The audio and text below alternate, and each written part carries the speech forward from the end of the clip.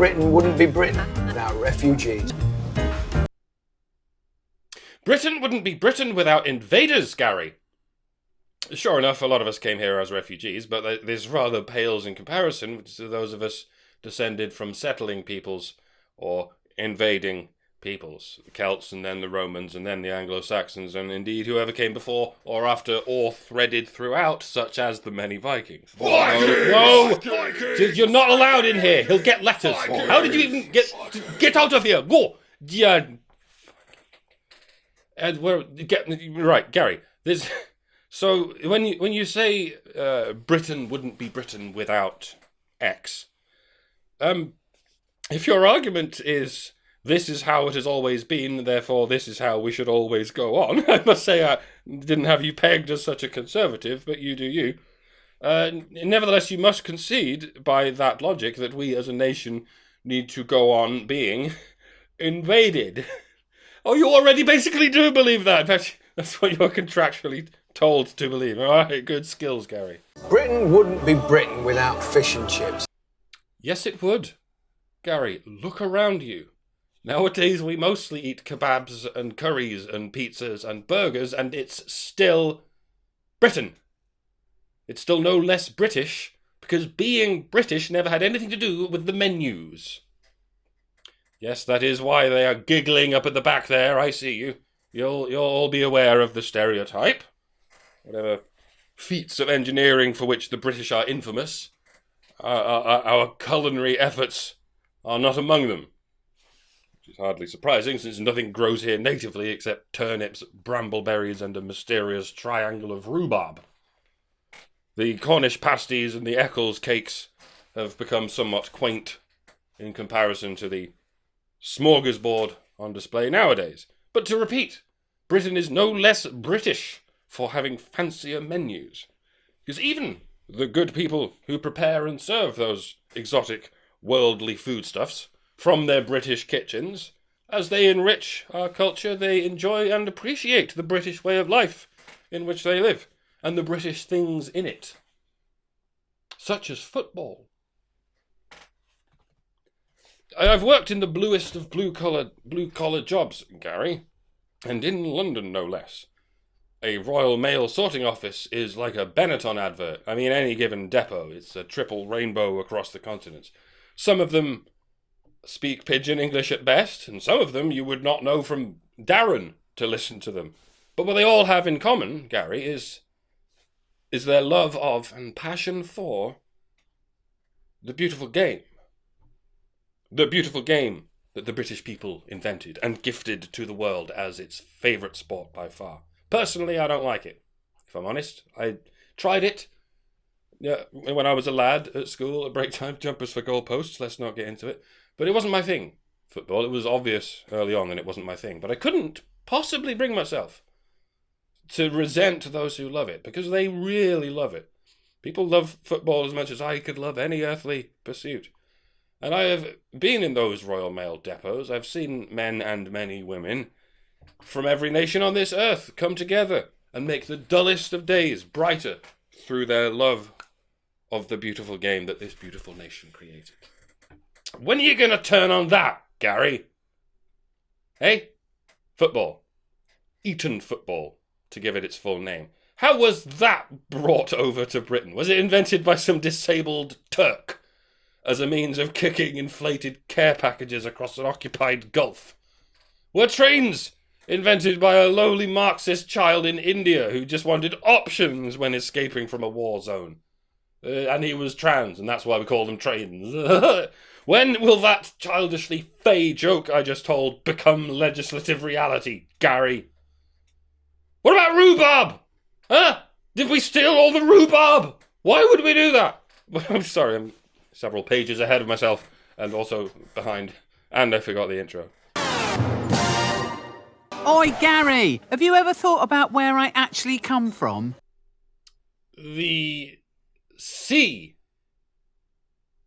is where we used to be able to get all the fish we needed before the EU put a stop to that. You've got refugees to thank for me.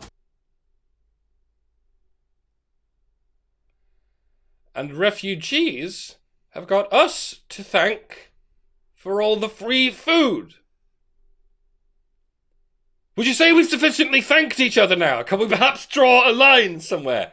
You guys catch the fish, because we're not allowed to.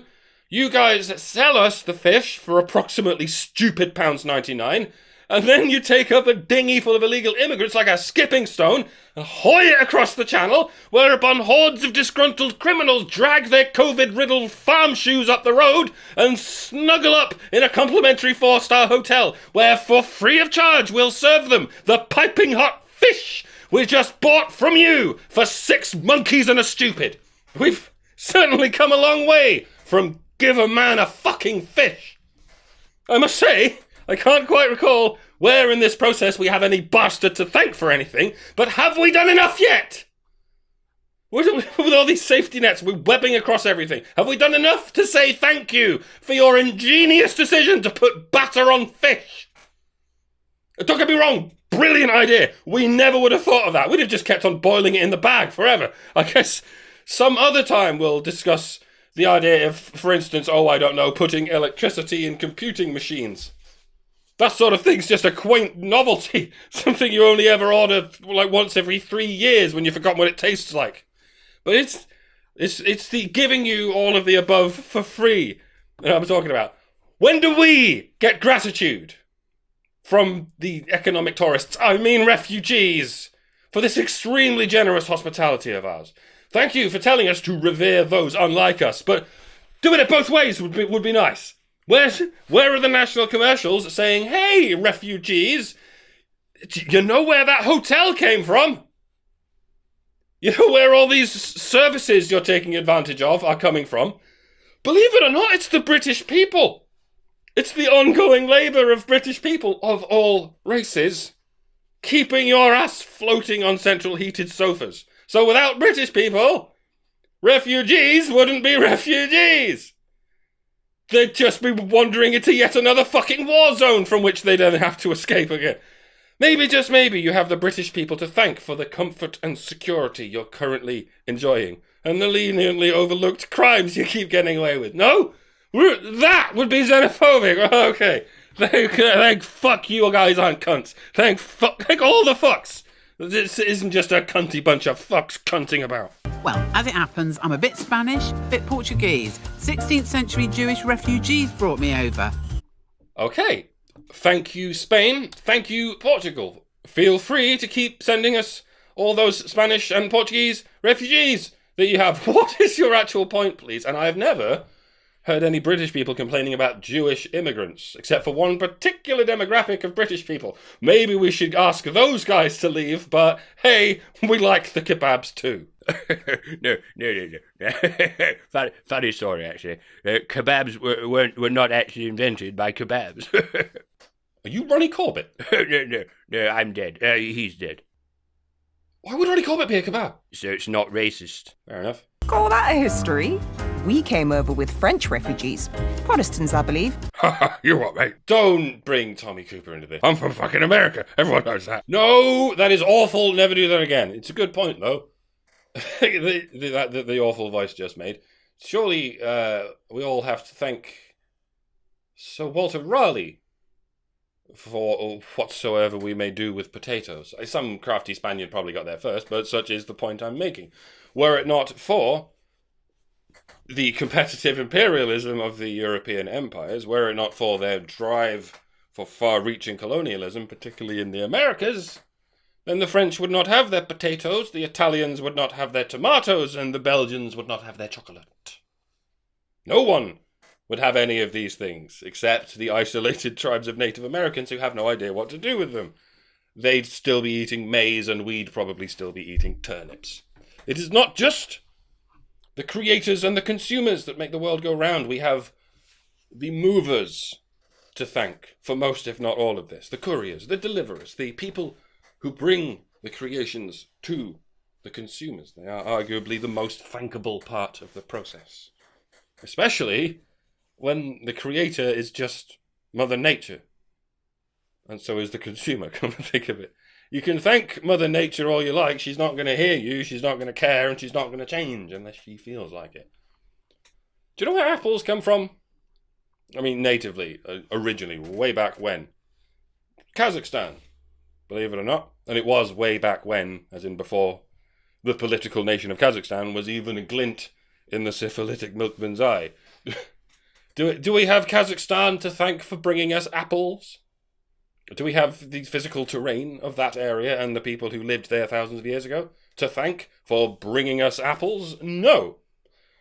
We have the enterprising greengrocers to thank. The merchants, the tradesmen, the businessmen who stacked those motherfuckers in the back of a donkey cart and literally brought us the apples from ancient non-Kazakhstan to the next ancient whateveristan until they met in the middle and tied the bridge with the merchants on the road to Europe and indeed Britain, where these glorious apples will gloriously grow anywhere thanks to nature's wildly unpredictable generosity.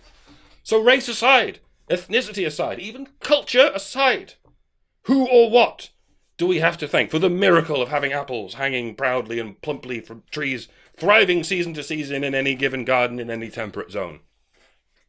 My libertarian friends are 9 steps ahead of me already. The catalyst that makes this happen. The bees who build the flower gardens of your earthly paradise, and the strange semi-nomadic, semi-tribal bipedal mammals who literally carried those apples from Kazakhstan to your home, are the agents of the free market.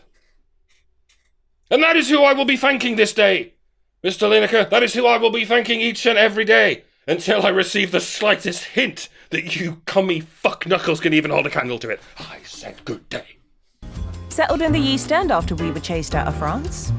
French fries, we get it. And fried fish, we get it. Do you know, I think what we're honing in on here is not so much a dish, not even an ingredient, but a method of frying. Are we doing nothing more than simply trying to track down the inventor of the deep fat fryer? Because I don't think it was even a fucking Syrian.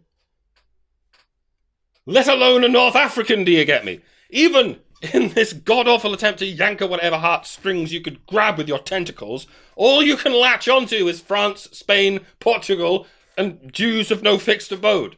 And this is clearly a question nobody asked. The question we're asking is, what's the fucking point in all the digging muppets? What are they bringing us that we haven't tried yet? Goat's head curry? Fish head stew? Severed head of infidel Ovan? We wouldn't mind some Portuguese immigrants. We wouldn't mind some Jewish immigrants. It's not like there's many of them to even go around. And I think I speak for many of us when I say we would welcome with open arms Hong Kong immigrants. And not because of the wondrous things they can do with noodles, but because they have a track record that suggests they can be trusted to integrate to Britishness and not to racial collectivism.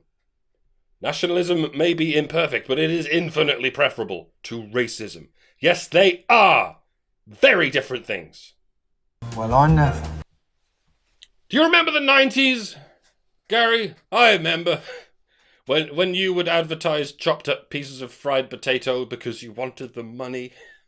How ironic is it that you're still doing it? Now you're the richest punter on the BBC, where it's my understanding that they don't take kindly to presenters doing commercials, but apparently it's perfectly okay if the thing you're advertising is the cluster of shady NGOs on the Calais coast illegally trafficking humans. Was this supposed to make kids understand? Was that the point of the googly-eyed cartoons? Say thank you to all the illegal immigrants, kids. Everyone is allowed in. COVID doesn't matter. By the way, none of you are allowed to leave because COVID matters. When do we get to call ourselves refugees? Given how comprehensively our human rights are being refused. Live with yourself, Lineker. That is an order. I don't know how you do it, just get there. I'm done, y'all. I cannot frigging believe I got 12 minutes out of this. Crikey, oh shit ass. Maybe this is that hard work I promised you I'd do at some point. Maybe not, eh? We'll see when I see you later. Fuck writer. Fuck an onion writer.